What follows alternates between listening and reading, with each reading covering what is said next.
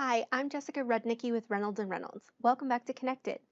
Today I have the opportunity to talk with Tim Palms, General Manager at BMW of Honolulu, about how adding new technology to his service department has completely changed the customer experience. Let's get connected.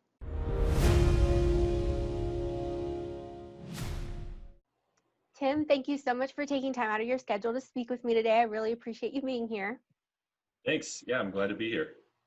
Well, we're really excited to have you here because you just installed the GoMoto Smart Service Kiosks in your service department, Mhm. which is obviously a really cool piece of technology to talk about and see in action. But what I'm really curious about is kind of looking at the before and after. So what's changed in your service department since you implemented this new piece of technology?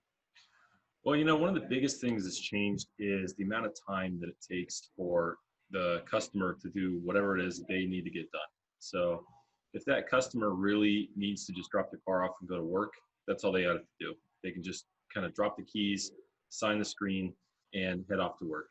If they really want to sit and talk to an advisor, the advisors now have more time on their hands to actually meet with a client as opposed to making them wait to check in other customers first. So, that's freed up a lot of logistical things like loaner cars move out faster and more efficiently.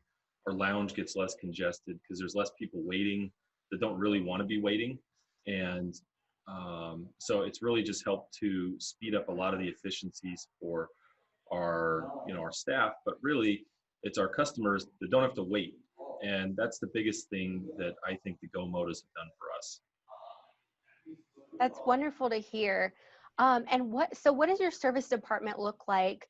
You know, most dealerships see that 5 p.m. rush or that evening rush where people are coming in to pick up their vehicles. What does your dealership look like during that time? So, at the end of the day, we used to have a night service that would go till 10 o'clock at night. Now, with COVID-19, we've shortened hours a little bit, but when we got the Go Motos, it was a lifesaver because you would have all the people coming to pick their car up from the day, and all the people coming to drop their car off at the night would converge at the same time. And this allowed to have our advisors meet with the customers that really needed the help to either discuss the invoice for the car they were picking up or discuss the concern for the car they were dropping off. And for everyone else to kind of just do their own thing. So between using the RayPay, invoicing, electronic invoicing, it eliminated them needing to queue up at the end of the day there, and then the GoMoto for the check-in for the evening really helped to eliminate the big lines there.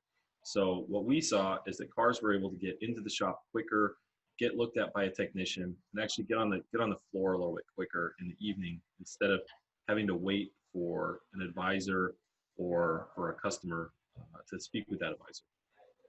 Yeah, that's wonderful to hear. A couple of dealerships I've talked to can kind of relate to that, right? So seeing Mhm. that pickup or drop off rush of customers coming in, Yeah, the advisors just being overwhelmed with getting around to everyone. yeah. Um, what's the overall sentiment of your employees and customers now that many of the problems that you mentioned have been alleviated? Sure. I'd say the customers, the most of them have really embraced it. And when we found the balance of kind of encouraging them to use it, but not mandating it, it Hmm. allowed the ones who really, like I said earlier, wanted to just kind of drop and go. It allowed them to accomplish that. And it allowed the ones who really wanted to speak to a person and needed some more human involvement, or maybe they just weren't comfortable with using the technology, it allowed them the opportunity to do so. So once we kind of struck that balance, it's really been well received by our customer base. And our employees it was a little bit of a shock at first, but after we kind of found that balance, it works well for them too, because they don't necessarily need to see every single customer when they come in, and they would rather have the time to work with the ones that really have a concern or are coming in for a repeat repair or something like that that needs a little bit of extra time. So after a few months of finding that ebb and flow, we really have found a spot where it kind of works for both the customers and the employees. That's great to hear. Have you noticed any impact to your CSI or anything like that? Yeah, at our, at first it was, like I said, it was a little bit tricky and you have to find that balance. And once we did, our CSI at our mini store has come up. We actually had a most improved award last year for mini service. And at BMW, it's been very consistent since then. So I'd still like to get it a little bit higher here at BMW, but it definitely has helped things, and it's allowed us to not let a someone calling in sick for one day lead to 30 customers all receiving a bad experience that day because they all had to wait. So it's allowed us on the dealership side to really kind of smooth out the bumps along the road and keep any deficiencies that we might have, keep those kind of behind the curtain a little bit more instead of having it the customers be impacted as greatly. Yeah, well, that's great to hear. And it sounds like you've had some good improvements. So that's good.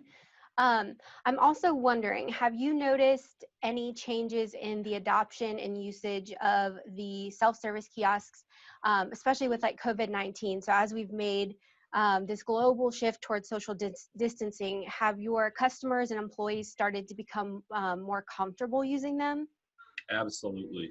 Yeah. The second that we were put onto a shelter in place order by the state government, everybody's senses were extremely heightened and they were very, very nervous of really any form of human interaction that wasn't absolutely necessary. And so what we did was we made sure that the customer saw us clean the screen in front of them and then gave them the space to kind of go through what they needed. We still had someone standing by to help them if they had any questions, but what they didn't have to do was sit in a lounge, sit in a chair, stand around like waiting with other people. And that was really a lifesaver because on day one, we were already prepared to go to a paperless environment for the customer, whereas other dealerships had to maybe figure it out on the fly. And so we were able to still maintain whatever level of capacity might come our way, even with all the social distancing standards that got put into place. Yeah, that's wonderful to hear. I love that you mentioned working your way towards paperless. That's fabulous. Yeah, no, definitely. Um, yeah.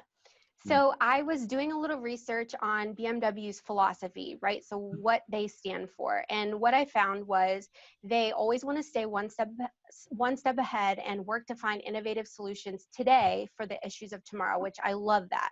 Yes. I think that's great.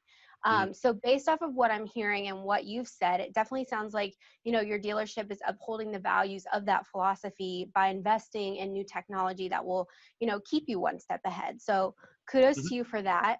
Yeah. And then, so I have a question. As a Sure. BMW dealership, Mhm. they recently just endorsed the GoMoto kiosks. So what are your thoughts around that recent announcement? Well, how do you feel about it? Oh, I think it's great. I think that the partnership between GoMoto and with once it became a part of the Reynolds brand, as well as the partnership with BMW, I think the more transparency between the OEM into I guess, into the dealership and into the way that we actually work on a day-to-day basis, it really helps everybody. And so if we're able to eventually pull the car's key data straight into the DMS via the GoMoto and um, you know the DMS system, it allows us to now cut out a whole bunch of steps that lead to either errors or frustrations, or slowdowns, and it improves accuracy. It also improves performance of everybody that's involved. So I hate to ever have a customer or an employee have to do anything twice if they don't have to. So I hope that with BMW's endorsement of using GoMoto kiosks, they'll kind of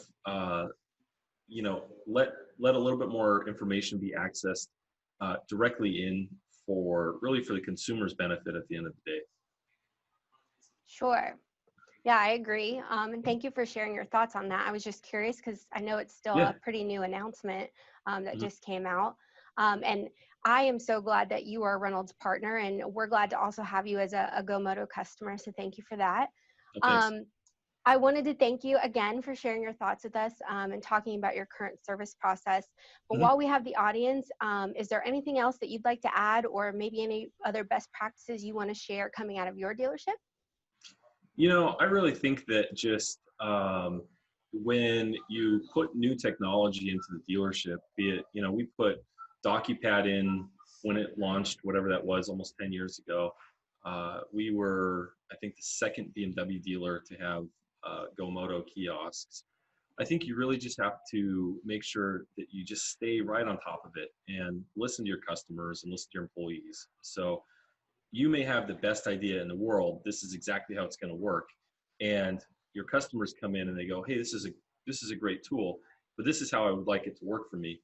And the more that you listen to them and the more that you just don't be afraid to, keep turning the screws and keep tweaking things a little bit until you get it right.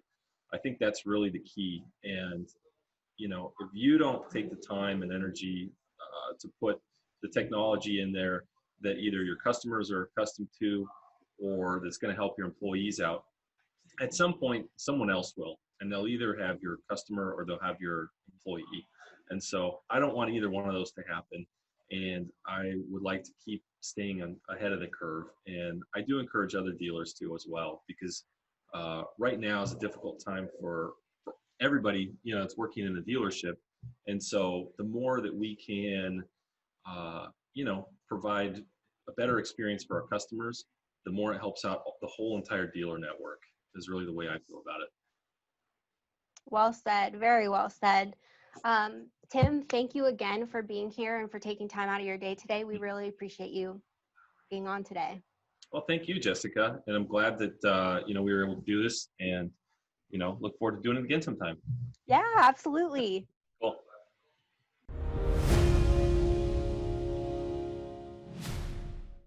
The automotive retail industry is constantly changing, but it really sounds like Tim is invested in adapting and keeping his business successful. It was great talking to him. Before we hop off, just a quick reminder, you can watch past and future podcast episodes on YouTube by searching for the Connected Podcast. Hit the subscribe button to get notified every Wednesday when new episodes are released. Thanks for watching. We'll see you next Wednesday.